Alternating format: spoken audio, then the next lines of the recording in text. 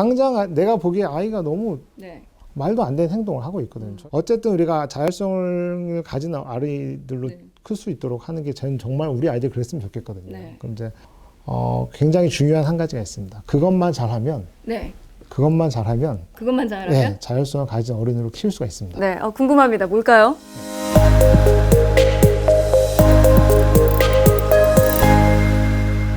대한신경정신의학회 공식 채널입니다. 우리 아이 어떻게 키워야 할까 고민이신 분들 많으시죠? 자율성을 키우면 어떨까 하고 고민이신 분들 계실 텐데, 자, 오늘은 이 부분에 대해서 자세히 이야기 나눠보도록 하겠습니다. 오늘도 팩트체크 아이 정신건강 저자 선생님과 함께 하겠습니다. 선생님 안녕하세요. 네, 안녕하세요. 네, 소개 부탁드릴게요. 네, 안녕하세요. 저는 지금 천안에 있는 단국대학교 병원에서 소아 청소년 아이들을 만나고 있는 정신과 의사이고요. 김경민입니다.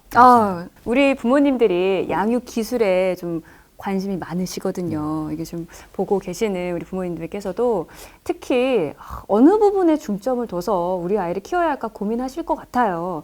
네, 어떤 부분을 좀 중점적으로 좀 보시나요? 그 양육 기술에 관해서 제가 먼저 말씀드리기 전에 네. 그 2016년에 미국에서 발표된 논문인데요. 굉장히 흥미로운 논문이 한 편 있습니다. 그래서 그거를 제가 먼저 좀 말씀을 드리면 이야기가 좀 편할 것 같은데요. 네. 2016년에 어떤 연구를 했었냐면 만 4세 아이들을 이렇게 대상으로 이렇게 모아가지고 처음에 이제 공격성을 측정을 했습니다. 네. 그리고 동시에 부모님들이 어떤 양육 태도를 가지고 있는지를 이제 네 가지를 측정을 했는데요. 첫 번째는 부모님들이 아이들한테 얼마나 정서적으로 잘 따뜻하게 좋은 말 해주고 지지를 해주는지, 또 두 번째는 얼마나 막 나쁜 말을 하고 막 부정적 표현을 하고 혼을 내고 하는지, 세 번째는 이 아이들이 무엇을 할 때, 뭐 그림을 그린다든지 아니면 학교에서 뭘 할 때 얼마나 잘 성공할 수 있도록 막 도와주는지, 네 번째는 아이들이 스스로 자기의 문제들을 해결할 수 있도록 한번 기다려보고 네가 원하는 방향으로 네가 원하는 식으로 한번 해봐라라고 하는 형태로 자율성을 존중해 주는지를 네 가지 측정했고요. 그리고 나서 매년 아이들의 공격성의 정도가 어떻게 변해가는지를 6년 동안 이제 측정을 했습니다. 아나운서님께서 생각하시기에는 그 네 가지 중에 그 네 가지 양육 척도 중 양육의 기술 방식 중에 어떤 게 공격성에 영향을 좀 미쳤을 것 같으세요? 아무래도 좀 강제성 있는 부모가 좀 부정적 영향을 미쳤을 것 같고요. 그렇죠. 따뜻하게 정서적 지지를 해주는 거거든요. 그거는 좀 아이들이 좀 이렇게 온화해지지 않았을까요? 좀 이렇게 공격성이 좀 아이들이 막 성공할 수 있게 잘 도와주는 거 이런 것들은 잘 도와주면은 아무래도 아이들이 좀 그래도 부모가 나를 믿어주는구나 해가지고 좀 더 이렇게 자신감이 넘치게 될 것 같은데요. 자율성은요? 자율성은 어떻게 될까요? 논문에서의 결론을 말씀드리면요. 다른 정서적 지지, 네. 부정적 정서 표현, 그다음에 도와주는 질 같은 것들은 아이의 공격성의 변화에 거의 영향이 없었다는 게 논문의 결론입니다. 그래요? 그러면 뭐 효과가 없다는 유일하게 거예요? 자율성만 네. 아이의 어떤 공격성이 굉장히 낮아지는데 네. 큰 도움이 되었다고 하고요. 심지어는 연구 시작 시점에 공격성이 굉장히 높았던 아이들과 공격성이 굉장히 낮았던 아이들도 자율성의 정도에 따라서 공격성의 정도가 역전되는, 6년 후에는 역전되는 양상이 있었거든요. 네. 그러면 여기서 생각해 보면 나머지 세 가지 도움의 질, 지지적 정서 표현, 또 부정적 어떤 정서 표현과 자율성의 존중은 다른 게 뭘까요? 저는 여기서 굉장히 고민을 많이 했었거든요. 이 논문을 보면서 어떤 다른 점일까요? 다른 점은 그래도 아이의 좀 의견을 생각해 준다? 예. 자세히 생각해 보니까 저도 이거 고민해 보니까 정서적 지지를 따뜻하게 해주는 것, 내지는 엄마가 잘 성공할 수 있게 도와주는 것, 부정적 정서 표현하는 것, 모두 다 엄마의 마음이었던 거죠. 부모의. 아이의 마음이 아니고.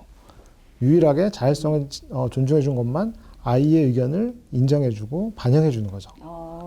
그게 굉장히 큰 차이가 아니었을까라는 생각을 했었습니다. 네. 그렇다면 그 자율성이라는 게 그러니까 구체적으로 어떻게 자율성을 좀 이야기할 수 있을까 고민이실 것 같거든요. 어느 정도가 좀 자율성인지. 우리가 이제 자율성이라는 게 그럼 일단은 자율성이 좋은 건 알겠는데 그럼 자율성이라는 게 무엇일까? 자율성이 무슨 뜻일 것 같아요? 자율성?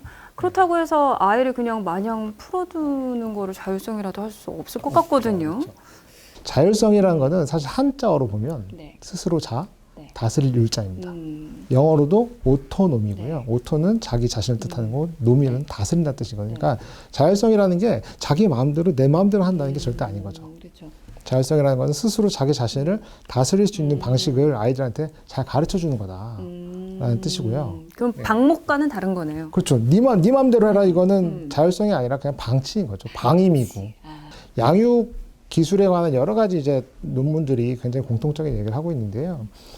두 가지 이제 측정을 합니다. 그래서 아이한테 얼마나 이런 시스템 잘 정돈된 환경을 잘 만들어 주는지, 그래서 통제와 그다음 얼마나 지지를 잘 해주는지. 그래서 통제가 전혀 없고 지지만 해주는 거는 그건 그냥 허용적 양육이라고 하고요.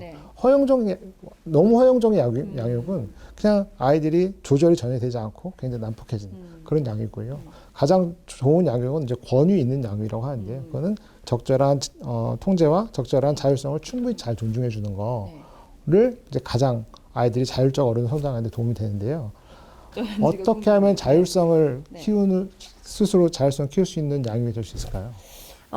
일단은 처음엔 아이가 하게 일단 둬보고, 아이가 어떤 행동과 이런 결과를 가져왔을 때, 그 다음에 엄마의 뭐 생각을 좀 이렇게 얘기해보고, 뭐 그러면 괜찮지 않을까요? 맞습니다. 맞나요? 네, 근데 대부분 어머님들이 그거 하시기 되게 힘들어하세요. 왜냐하면은 당장 내가 보기에 아이가 너무 말도 안 되는 행동을 하고 있거든요. 저도 이제 아이들을 키우고 있는데. 자율성에 대해서 어떻게 잘하고 계시나요? 잘 어렵죠.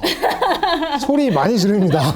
그렇죠. 기다리기 어렵거든요. 않죠. 쉽지 않습니다. 그런데 이제 어쨌든 우리가 자율성을 가진 아이들로 클 수 있도록 하는 게 저는 정말 우리 아이들 그랬으면 좋겠거든요. 그럼 이제 어떻게 하면 할 수 있을까를 가장 고민을 하면서 이제 기존 연구들을 좀 많이 봤는데요.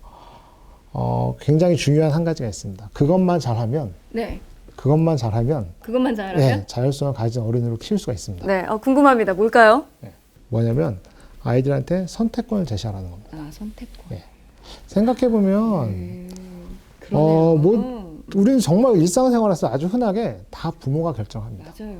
마트에 가면 음식을 고르는 것도 부모가 결정하고, 아이가 저한테 이제 그렇게 물어보면, 아빠 저 그 새우깡 사도 돼요? 그러면 어떻게 해요? 돼. 안 돼. 라고 결정하죠. 그럼 아빠가 결정한 거예요. 아이는 그냥 의견을 물어본 것 뿐이고. 근데 자율성을 존중하는 어떤 양육 태도는 뭐냐면, 이때 아이한테 의견을 물어보라는 거죠. 이런 대안이 있고 이런 대안이 있는데 이런 대안은 장점이 이거고 이런 대안은 장점이 이거다. 넌 어떤 걸 원하니? 그럼 새우깡 어떻게 얘기해야 될까요? 엄마 나 새우깡 사도 돼? 라고 물어봤을 때 엄마 지갑엔 돈이 얼마가 있고 저는 이제 그렇게 하죠. 되나요? 예를 들면 좋습니다. 좋고요. 저는 이제 예를 들면 어떻게 하냐면요. 아이들이 장난감을 사달라고 하잖아요. 오늘 샀는데 이틀 있다 또 사달라고 그래요. 근데 저녁에 제가 이제 퇴근할 시간 되면 아이들이 전화가 와서 아빠 오늘 롯데마트 가도 돼요? 이렇게 얘기하는데요. 그건 사실은 아빠 와서 장난감 사러 가자 이렇게 얘기하면요. 이제 마트에 가면 지금 이제 아이들이 저한테 뭐라고 물어보냐면요. 아빠 오늘은 얼마까지 돼요? 라고 물어보거든요. 그러면 제가 오늘 예를 들어서 오늘은 8,000원이라고 얘기를 하면 그건 무슨 뜻이냐면 아이들이 8,000원이 넘는 걸 사고 싶으면 자기의 돈을 내야 되는 거예요. 일부. 근데 8,000원보다 더 저렴한 거 사면은 나머지는 자기가 입마이 포켓할 수 있는 거죠. 굉장히 현명한데요. 이렇게 됐을 때 아이들은 굉장히 고민을 하는 거예요. 내가 어떤 선택할 건가? 엄마 아빠한테 사도 돼요 안 돼요 물어보는 게 아니라 이거 살까 말까? 자기 자신에 대해서 생각을 하는 걸 우리는 메타인지라고 하고요. 메타인지라는 거는 요새 굉장히 학원계에서 유명한 단어거든요. 자기 자신에 대해서 생각을 계속하는 것이 아이들의 학업 성적, 나중에 미래의 성공까지 보장하는 데 굉장히 중요하다고 하는데요. 그 메타인지라는 게 결국 자기 자신의 선택과 그로 인해서 겪게 될 감당해야 될 자기의 몫에 대해서 고민하는 거죠. 선택을 하고요. 그리고 자기가 선택을 했기 때문에 자기가 책임져야 되는 거죠. 그런 것이 저 이제 자율성을 존중하는 방식이라고 생각하고요. 그러니까 어떻게든 아이들이 선택할 수 있는 프레임을 만들어가는 것, 그게 굉장히 중요한 일이다라는 것을 기존 학자들이 많이 얘기하고 있습니다. 사실 이거는 아이들 키울 때뿐만이 아니고요. 직장에서 그 직장인들에 대한 직원들이 어떻게 인파워먼트 할 것인가 이런 조직 관리에서도 굉장히 중요한 얘기고요. 그래서 선택권을 주고 그리고 그러니까 선택권을 준다는 거는 뭐냐면은 이 선택을 해도 되고 이 선택을 해도 아빠는 괜찮다는 거죠. 그래서 그리고 아이가 둘 중에 하나 선택했을 때 무조건 인정해 주는 것. 그렇게 하면 아이는 어쨌든 자기 선택이 존중받았다고 느끼기 때문에 항상 부모님한테 나의 의견이 통하고 존중받는구나 이렇게 느낄 수 있게 되고 그리고 그래서 자기를 잘 다스려가는 어른으로 성장하게 된다고 합니다.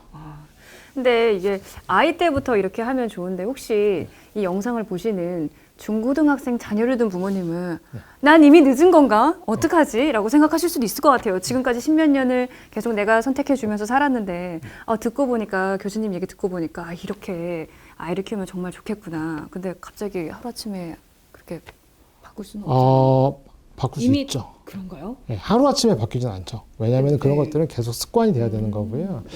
우리가 아이들을 키운다는 거는 전 이제 아이들을 키운다는 게 뭔가를 고민을 해봤는데요. 아이들은 태어나면 돌 전에는 엄마가 젖을 죽지 않으면 아이들 어떻게 될까요? 안 죽죠. 죽죠. 젖을 주지 않으면. 근데 아이들이 성장한다는 건 처음에 부모에게 완전히 독립적인 상태였다가 이제는 성장하고 난 이후에 어른이 되면 부모로부터 독립해서 혼자 살아갈 수 있는 것.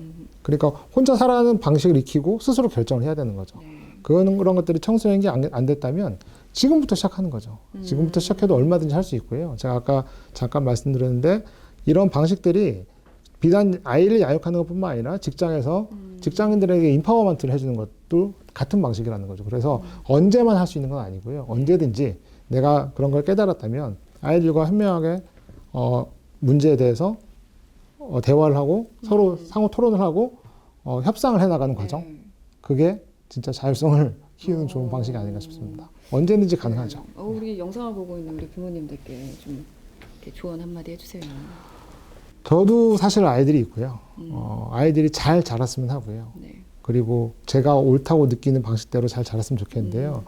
지금까지 사회의 변화를 보면 제가 미래에 이 아이들이 살아갈 세상에 제가 지금 옳다고 느끼는 방식이 아주 완전히 틀릴 수 있거든요. 그쵸. 전혀 맞지 않는 방식일 수도 있고요. 그래서 저는 아이들이 스스로 미래 사회에서 스스로 생각하고 스스로 결정하고 스스로 판단하고 스스로 그 책임을 져나가는 것들을 배울 수 있었으면 좋겠고요. 그래서 항상 아이들에게 너희들이 스스로 한번 해봐라 라는 얘기를 하고 있습니다. 네, 지금도 늦지 않았다고 합니다. 우리 아이들에게 그리고 우리 자녀분들에게 스스로 선택할 수 있는 기회 꼭 기억해 주시기 바랍니다.